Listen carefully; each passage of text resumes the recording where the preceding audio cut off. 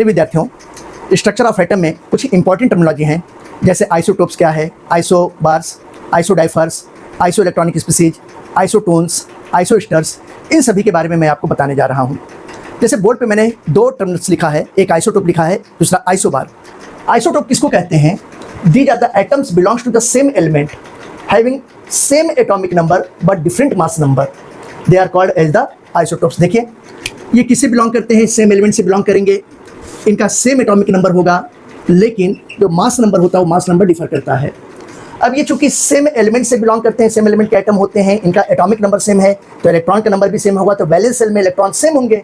अगर valence shell में electron same है तो इनकी केमिकल प्रॉपर्टी सेम होगी, तो सेम केमिकल प्रॉपर्टी होगी, लेकिन चूंकि इनका मास नंबर डिफर कर रहा है, इस वजह से फिजिकल प्रॉपर्टी जैसे melting point, boiling point, atomic mass, ये सब सारी वैल्यू इतना डिफर कर सकती है। तो ये चीज़ ध्यान रखिएगा।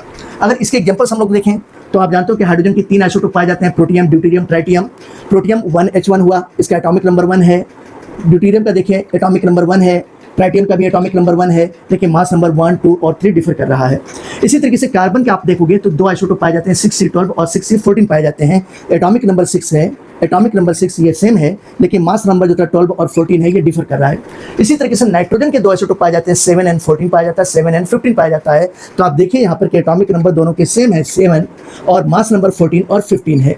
इसी तरीके से क्लोरीन के भी हम लोग देखेंगे तो 2 आइसोटोप पाए जाते हैं, 17Cl35 और 17Cl37 पाया जाता है। एटॉमिक नंबर 17 है, सेम है, लेकिन अगर आप मास नंबर की बात करते हो तो 35 और 37 हो गया। इसी तरीके से जब मैं आइसोबार्स के बारे में बात करता हूं तो आइसोबार्स किसको कहते हैं? These are the atoms belongs to different elements having same mass number but different atomic number. अब ये डिफरेंट एलिमेंट से बिलोंग करते हैं तो इनकी फिजिकल प्रॉपर्टी डिफर करेगी। इसके अलावा इनका एटॉमिक नंबर डिफर कर रहा है, तो वैलेंस शेल में इलेक्ट्रॉन भी डिफर करेगा, तो जिसकी वजह से इसकी केमिकल प्रॉपर्टी भी डिफर करेगी, यानी कि फिजिकल प्रॉपर्टी, केमिकल प्रॉपर्टी इनके डिफर होती है, दोनों डिफर होती है। ये देखिए मैंने लिखा हुआ है कि atoms of different elements have mass number, have same mass number, same missing हो गया, have same mass number but different atomic numbers are known as the isobars. They have different physical and chemical properties, इनकी physical और chemical property differ करती है। अब अगर ऐसे molecules का अगर हम लोग एग्जांपल लेते हैं कि कौन से मॉलिक्यूल होंगे, सॉरी कौन से ये आइटम्स होते हैं, सब्सटेंस होंगे, तो यहाँ पे देखिए हाइड्रोजन और हीलियम हो गया, ये दोनों अलग अलग एलिमेंट्स के एटम्स हैं। इसका एटॉमिक नंबर 1 है, इसका एटॉमिक नंबर 2 है, दोनों डिफर कर रहा है, लेकिन मास नंबर दोनों का ही 3 है, सेम है।